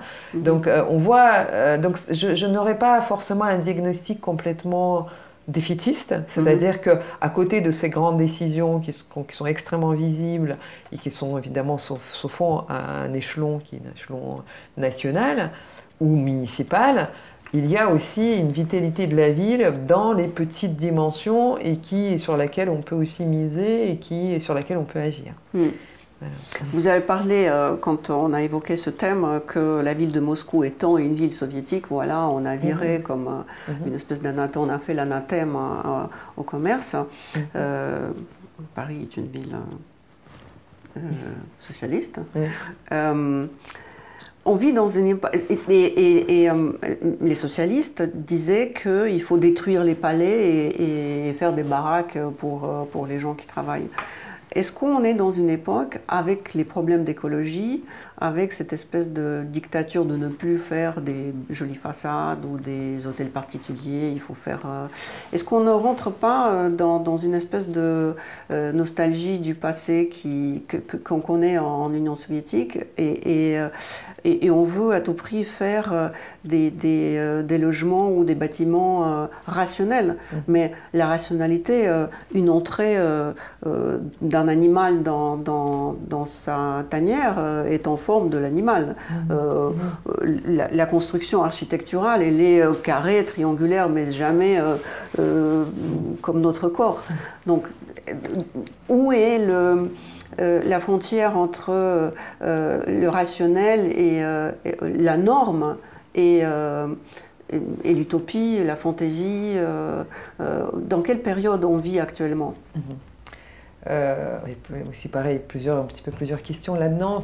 D'une part, je ne suis pas sûre du tout qu'on soit tourné vers les modèles utopiques rationalistes.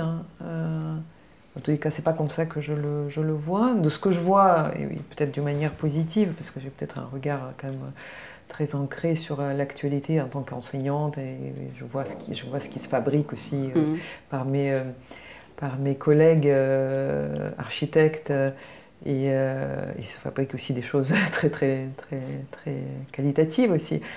Je pense que le grand changement tel que je le perçois en France et tel que je le perçois dans certains pays de l'Europe, au sens positif, c'est de regarder enfin ce qui a été construit comme une matière et non pas comme une opposition entre voilà, de succession de périodes dans la thématique de la destruction d'un nouveau paradigme ou d'un nouveau dogme qui arriverait, qui viendrait transformer.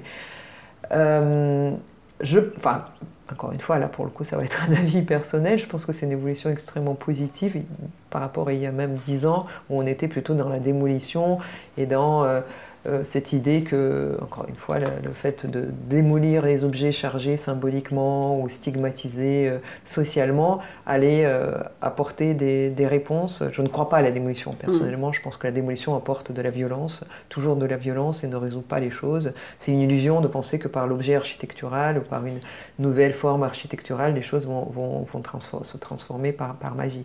L'expérience montre que ça ne se passe pas comme ça.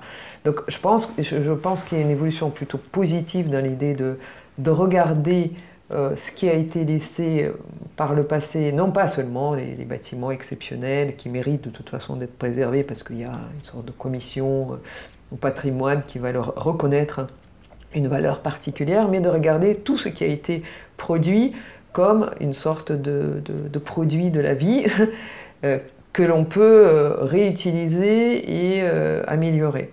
Ça, personnellement, je trouve que c'est une démarche écologique, évidemment, hein, parce c'est de l'écologie de conserver, qui peut-être aujourd'hui n'a pas encore trouvé une forme d'expression architecturale évidente pour quelqu'un qui regarderait ça de côté. C'est pour ça que j'avais mobilisé tout à l'heure l'exemple de Lacaton et Vassal, qui pour moi quand même ont une expression architecturale. Il y a un style très clairement Lacaton et Vassal, que beaucoup d'ailleurs copient maintenant, parce qu'ils sont effectivement dans une forme de sobriété, de modestie, et en même temps un langage architectural avec les matériaux qu'ils choisissent, avec une réflexion sur la flexibilité des bâtiments, sur leur plusieurs vies, c'est-à-dire le fait qu'on puisse à un moment donné changer d'affectation et que le bâtiment, s'il est bien conçu, ce que font très bien d'ailleurs les Suisses, si on gère les questions des fluides, des superpositions, etc., peut retrouver une autre fonction et peut-être être transformé à nouveau.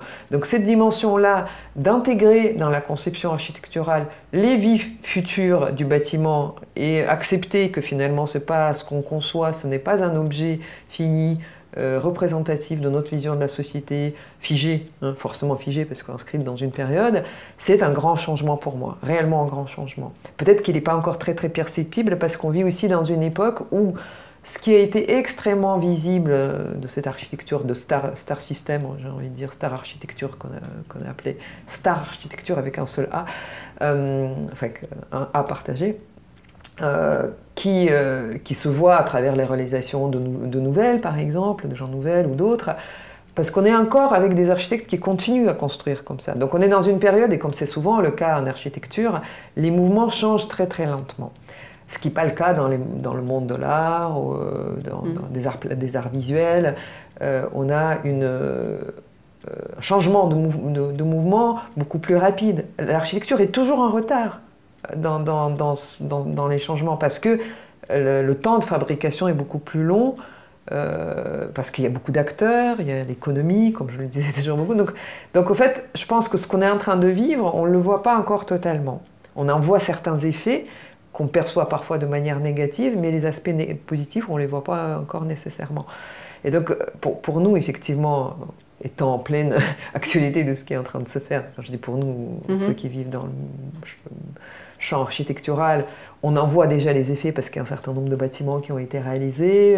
Je pense par exemple à un bâtiment très modeste comme la ferme du Rail sur la petite ceinture, qui même dans son mode de fabrication qui est tout à fait exceptionnel, dans le sens où ça va réunir deux publics complètement différents, les sans-abri et des étudiants en horticulture, dont on fait un sort de pari de les faire travailler ensemble sur le projet, sur la conception du programme du projet, de manière accompagnée, de les participer à la conception, donc à la réalisation en faisant des formations en charpente pour les sans-abri, Et ensuite, ils vont vivre ensemble dans le même bâtiment. Et ce bâtiment, dans son rez-de-chaussée, il a un restaurant qui a été d'ailleurs, qui a tellement de succès qu'ils n'arrivent presque plus à répondre aux commandes, qui est alimenté en grande partie par le jardin partagé qui est sur le même parcelle auquel donc, participent les anciens étudiants d'horticulture.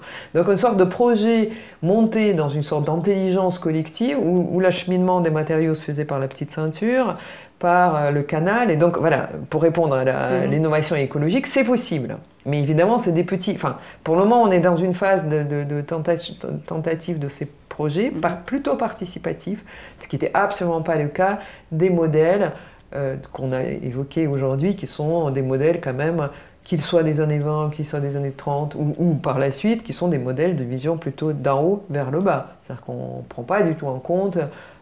on considère qu'on sait comment les gens doivent vivre, en fait. Hein. C'est-à-dire qu'on sait comment ils doivent vivre. On leur impose un modèle, qu'il soit rationaliste ou pas, qu'il soit épuisant dans les modèles néoclassiques, peu importe. Mais on a une sorte d'a priori sur la manière, sur ce qui est censé faire du bien aux autres. Alors qu'aujourd'hui, de ce que je vois dans les démarches, ou du moins dans les discours, mais aussi dans certaines traductions, il y a quand même le temps de la conception est aussi consacré à recueillir les besoins, les envies.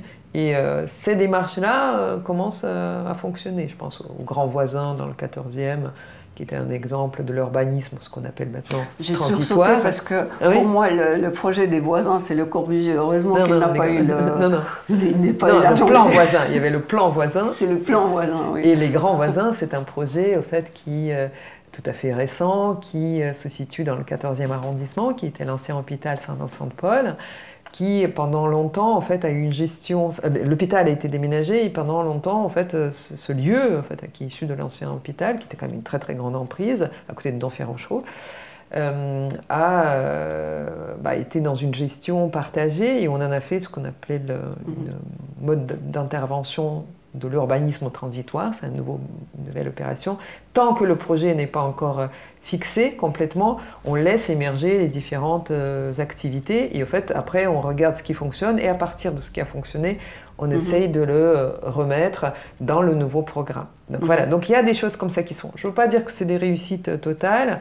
Bon, il y a plein de choses à critiquer, on ne va pas aujourd'hui parler de ça, j'imagine, mais dans tous les cas, il y a quand même des changements sur justement les manières d'utiliser le sol, plus partagées, de s'appuyer sur les habitants ou sur les usagers qui sont là. Il me semble, bon, si on revient sur l'exemple russe, que je connais mal, vraiment, je ne me permettrai pas de parler de ça. J'ai l'impression que ça... Non, mais pour avoir écrit je parle mal pour la période contemporaine, hein, parce que j'ai un peu des avis, mais j'ai pas travaillé sur la période actuelle pour savoir qui aurait ce type de démarche, un partage.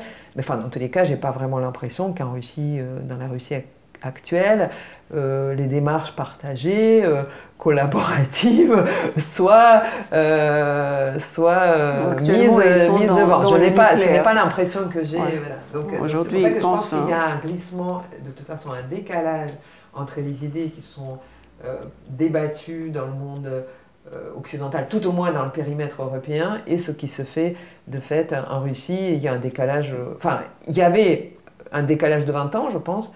Et là, ce décalage, je le pense malheureusement, va être de plusieurs décennies. Enfin, espérons que non, mais je pense malheureusement on est d'accord. Qu'on va creuser. Je voudrais poser une question double, triple, comme tous, parce qu'en fait, c'est des réflexions. Je voudrais poser une question sur les façades, parce que dans l'architecture actuelle, je pense que la façade va devenir quelque chose de secondaire, ou pas du tout important. Et pourtant, c'est un peu les façades qui ont protégé le gouvernement français des Gilets jaunes. Hein. C'est grâce à ces grosses portes que les Gilets jaunes n'ont pas pénétré à l'intérieur des ministères.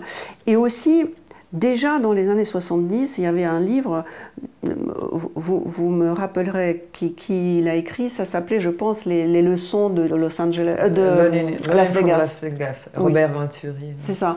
Dennis Scott Brown. Qui disait, cette ville que tout le monde est d'accord que c'est très très moche, mais en fait il a expliqué que désormais ça va être une espèce de boîte sur laquelle on va mettre des billboards, et puis les billboards vont changer, et le rôle d'architecture, au fait, c'est cette boîte de chaussures qui va servir de support pour les billboards. C'est ça. Est-ce qu'on en est là ? Déjà, la lecture de Venturi, je pense qu'il s'est intéressé à la ville, non pas à la ville historique, mais à la ville américaine produite par les grandes voies autoroutières et toute l'architecture évidemment commerciale d'enseigne qui s'est déployée le long de ça. Donc est-ce qu'on peut transposer ça à la réalité européenne ? Les transpositions sont toujours difficiles. On connaît évidemment ça le long des voies routières partout, même en Italie, on a ce type d'architecture évidemment commerciale, de grandes boîtes, habillées ou pas, qui, encore une fois, est issue toujours du statut du sol, qui est affecté à ces zones. Si on parle si on parle plutôt de la ville, comment dire, intramuros, même si la notion d'intramuros n'a plus tellement de sens, si on parle des villes constituées dans le temps long, la question de la façade, bien sûr qu'elle ne va pas disparaître, mais je pense que c'est une question elle se pose tout simplement de manière différente aujourd'hui. Et travailler sur la façade en architecture, ça a toujours été une négociation. C'est le lieu de négociation entre la ville et l'objet architectural, la façade. Parce que quelque part, elle a à la fois la traduction des contraintes imposées, parce que c'est la réglementation, la façade, les hauteurs, dans l'urbanisme haussmannien, ça va être les horizontales qui se raccordent, la hauteur des corniches, etc. Donc bien sûr, il y a la question du voisinage, c'est-à-dire comment on se raccorde aux voisins dans une ville dense et qu'on ne produise pas, comme on a évoqué tout à l'heure, le style Louchkov où les voisins ne se parlent pas, c'est que une série d'individualités. Donc quelque part, la façade, c'est évidemment éminemment un objet de politesse urbaine, j'ai envie de dire. C'est-à-dire que quelque part, quand on conçoit une façade, c'est soit on conçoit une façade d'un bâtiment exceptionnel et effectivement sa fonction va être quelque part de surligner son exceptionnalité, c'est le cas souvent des tours, je parle de nouvelles, à la fin de l'avenue de France, on va mettre cette tour qui est en train de tomber, donc c'est un objet finalement, donc la question c'est presque au-delà de la façade, c'est plutôt la question de l'objet architectural en tant qu'un individu qui se raconte et qui fait tout pour être un individu. Quand on parle plus de la façade urbaine ou des façades urbaines, tout architecte, tant soit peu éduqué ou sensible, se pose la question de raccordement de la façade à son voisin et du sens du dialogue entre cette limite imposée, qui est celle de l'alignement, et ce qui se passe devant et ce qui se passe derrière. C'est pour ça que je parlais d'ailleurs tout à l'heure de Redeville, en reprenant le terme de David Mangin. Redeville, c'est pas le rez-de-chaussée. C'est le rez-de-chaussée, c'est dans quelle mesure le rez-de-chaussée déborde sur le devant et sur l'arrière. Donc c'est en profondeur. Et la façade, c'est un peu cette limite qui négocie quelque part cette profondeur. Aujourd'hui, tout simplement, avec les questions écologiques et climatiques, de fait, la façade a pris un autre sens dans les nouveaux bâtiments, on parle des nouveaux évidemment, parce que c'est par la façade qu'on va essayer de régler toutes les questions de déperdition thermique. Donc la façade n'est plus pensée uniquement comme un dessin, on va dire, de répétition, d'un rythme qui permet de se raccorder et de redonner cette échelle urbaine. Elle est pensée en tant que aussi objet technique qui permet de créer de l'épaisseur et de protéger ceux qui vivent derrière de déperdition thermique, de comment on amène la lumière à l'intérieur de ça, comment créer de l'épaisseur habitée, etc. Donc il y a tout ce discours-là qui, effectivement, est présent dans les bâtiments nouveaux et dans les bâtiments en train d'être réhabilités. On réhabilite par la façade, en fait. La Caton et Vassal, qu'est-ce qu'ils font pour la tour Le Bois le Prêtre, qui est une tour qui se trouve donc dans le 17e arrondissement de Paris, il colle un bâtiment des années 50, une façade épaisse, des loggias, donc pour les gens c'est absolument merveilleux parce qu'ils ont soudain une loggia pour tout le monde et en même temps ça crée de l'architecture. Donc est-ce que ça crée maintenant un nouveau style? Ça va créer un nouveau style, bien évidemment. Ça crée un nouveau langage architectural, des nouveaux paramètres d'écriture. Donc je ne pense pas que la façade, au sens esthétique pour le coup, parce que je pense que votre question allait plutôt dans ce sens-là, va disparaître, bien sûr que non, sauf qu'il y aura nouveau vocabulaire d'écriture de la façade qui réfléchit son rapport indirect à la rue. C'est-à-dire que cette épaisseur va générer un rapport de tampon, quelque part, de seuil, c'est un mot plus joli que tampon, entre la rue et l'arrière, l'intime, entre le privé, le public et le privé. Donc moi je suis plutôt, j'ai envie de dire optimiste, parce que je pense que ça crée aussi de la nouvelle architecture intéressante, comme ça a pu créer avant aussi de l'écriture de la façade. Je veux dire, toute façade qu'on voit, prenons l'exemple de Paris, est une négociation entre la réglementation et les performances de matériaux de l'époque et aussi quelques questions stylistiques. La question stylistique, elle vient toujours après la question de la réglementation, même si nous, on le perçoit uniquement à travers le prisme de l'esthétique quand on se promène dans la ville. Et évidemment, ce prisme, il ne faut pas l'oublier, bien évidemment. Évidemment, la ville, c'est aussi... ce qui se donne à voir, c'est ça.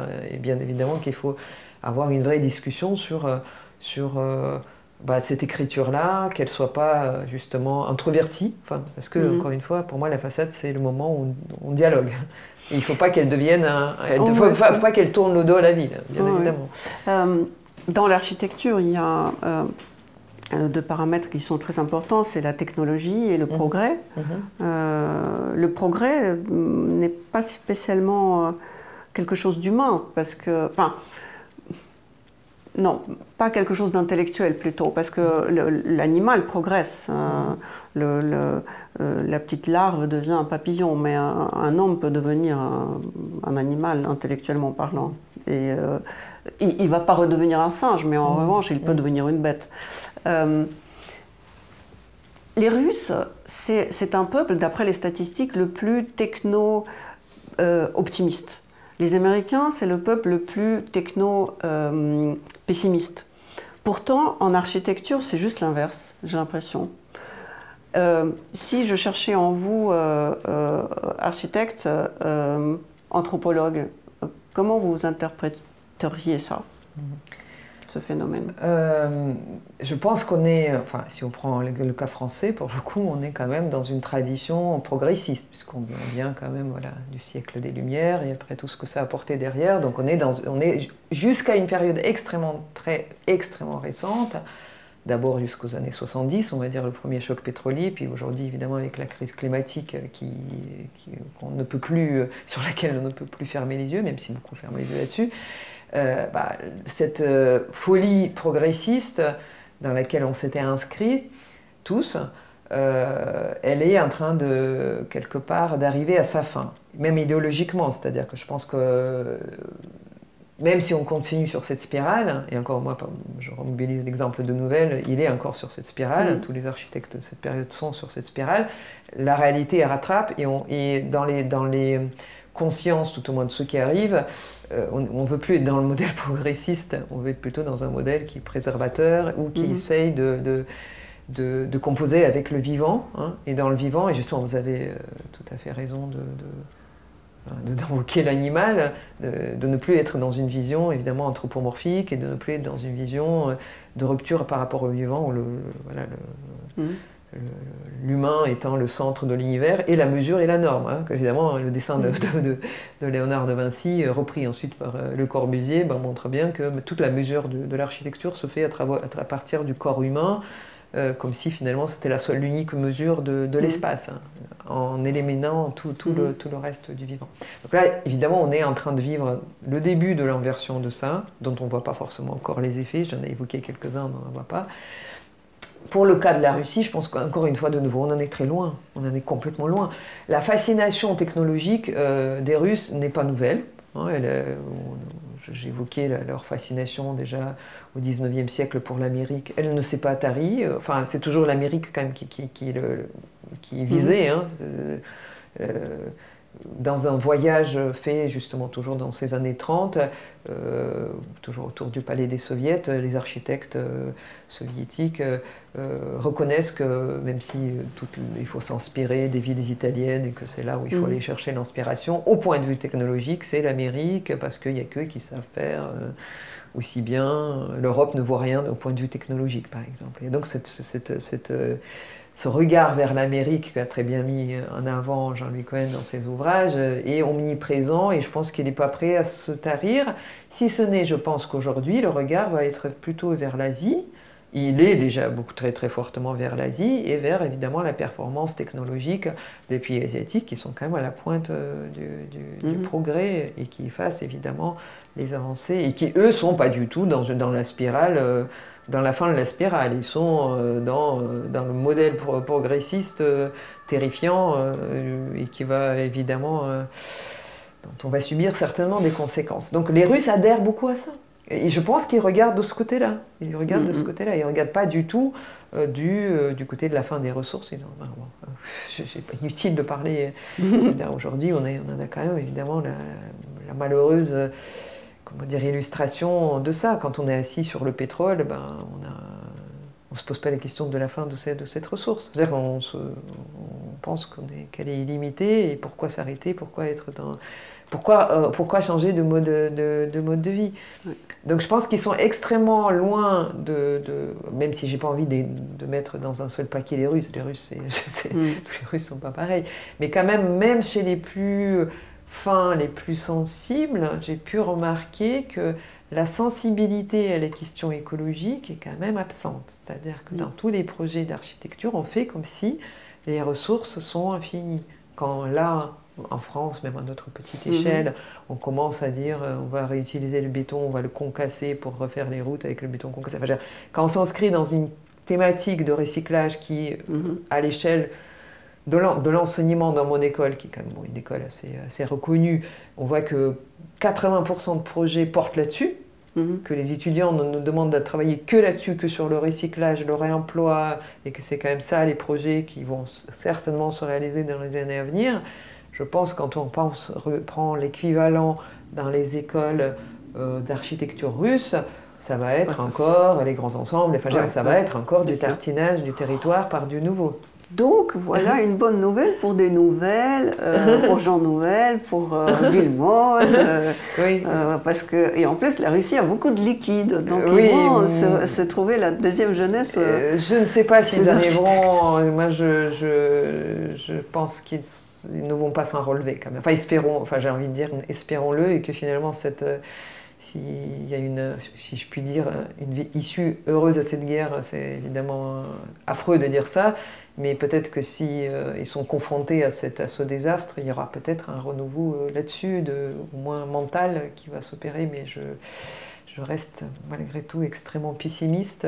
Effectivement, votre optimisme pour Villemotte et Nouvel est peut-être de mauvais augure. Je ne pense pas. Je pense qu'on est on arrive quand même à la fin. Si ça ne tenait qu'à moi, je démolirais la dernière œuvre parisienne de Villemotte parce que franchement, c'est un projet extrêmement politique et de très mauvais goût à mon sens. C'est un projet très cohérent avec ce qu'il enferme, moi je pense.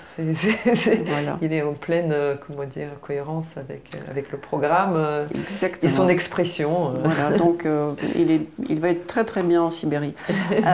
Dernière question, j'adore le nom de votre livre. Est-ce qu'il y a une anecdote derrière ce nom? Il y a une anecdote derrière ce nom. Le prolétariat ne se promène pas nu.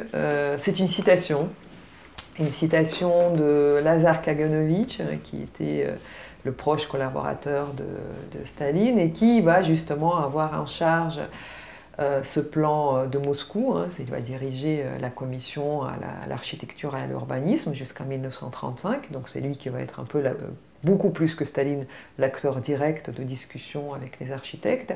Et à l'occasion d'une des réunions de cette commission, il va justement sortir cette phrase en disant que Certes, chacun est libre de préférer l'architecture ascétique, l'architecture des boîtes des années 20. On comprend très bien qu'il ne l'aime pas. Hein.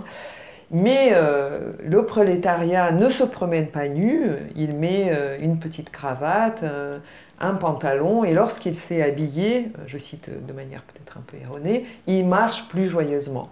Et donc derrière toute cette idée-là, derrière cette métaphore, encore une fois à la fois anthropomorphique et vestimentaire, pour Kaganovich, il y a l'idée que l'architecture, bien sûr, doit être décorée.